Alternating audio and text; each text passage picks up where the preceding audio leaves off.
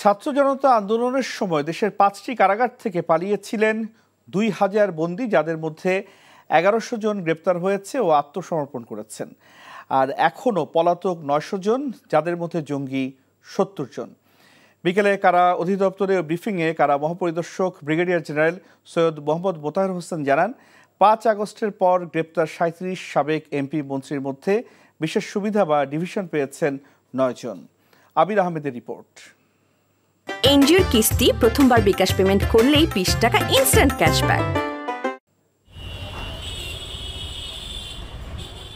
ছাত্র জনতার অভ্যুত্থানের সুযোগে দেশের 11টি কারাগারে হামলা হয়, লুট করা হয় অস্ত্র। অনেক কারাগার থেকে বন্দীরা পালিয়ে যান। কারাগারের নিরাপত্তা নিয়ে ব্রিফিংয়ে কারা মহাপরিদর্শক জানান, ছাত্র জনতা আন্দোলনে জড়িত থাকার অভিযোগে গ্রেপ্তার হয়েছিল 15,000, যাদের সবাই জামিনে মুক্তি পেয়েছেন। কারাগারে হামলার ঘটনায় লুটকৃত 94টি অস্ত্রের মধ্যে উদ্ধার হয়েছে 65টি। আর ফ্যাসিস্ট শেখ হাসিনা সরকারের পদত্যাগের পর এ পর্যন্ত জামিনে মুক্তি পেয়েছেন শীর্ষ সন্ত্রাসী ও জঙ্গিসহ আলোচিত 43 জন। এরকম 43 জন বন্দী ইতিমধ্যে কারাগার থেকে জামিনে মুক্ত হয়েছে। বিচারাধীন কিছু বন্দী ছিল যারা নরসিংদীতে, তাদের মধ্যে কিছু বন্দী পালিয়ে গিয়েছিল এবং অনেকে ফেরত এসেছে। আমরা যদি বলি মিসিং জঙ্গি আছে অ্যারাউন্ড 70 2000-এর অধিক বন্দী পালায়ন করতে সক্ষম হয়েছিল এবং তার মধ্যে একটা বড় অংশ, অর্ধেকেরও বেশি ইতিমধ্যেই আইদার নিজের কিছু কিছু স্বেচ্ছায় আমাদের কারাগারে ফেরত এসেছেন, আবার অনেককে গ্রেপ্তার করা হয়েছে।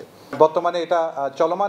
অন্তর্বর্তীকালীন সরকারের অধীনে সারা দেশে চলমান অভিযানে এ পর্যন্ত গ্রেপ্তার 37 জন বিশিষ্ট নাগরিককে কারাগারে পাঠিয়েছে আদালত। তাদের মধ্যে 9 জন বন্দী আবেদনের ভিত্তিতে ডিভিশন দেওয়া হয়েছে বলে জানান কারা মহাপরিদর্শক।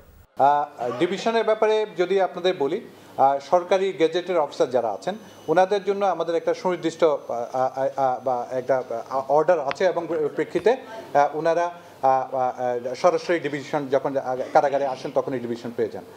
আর বাকি যারা বিশিষ্টজন, মন্ত্রী, এমপি থেকে শুরু করে যারা সমাজের, শুধু তাই না, যারা বিশিষ্ট ব্যক্তিবর্গ আছেন তাদের জন্য প্রসিডিউরটা হচ্ছে আমাদের, তারা আবেদন করবেন একটা প্রসিডিউর, অথবা একটা আদালত বলে দিবেন, তাহলে আমরা ওইটাকে এন্ডোর্স করব। প্রশ্নের জবাবে জানানো হয়, দুর্নীতি, মাদক ব্যবসা বা অন্য কোনো অপরাধের সাথে কারাগারের কর্মকর্তা কর্মচারীদের কেউ জড়িত হলে তদন্ত সাপেক্ষে ব্যবস্থা নেওয়া হবে। আবির আহমেদ, এনটিভি নিউজ, ঢাকা। এনজিওর কিস্তি প্রথমবার বিকাশ পেমেন্ট করলেই 20 টাকা ইনস্ট্যান্ট ক্যাশব্যাক।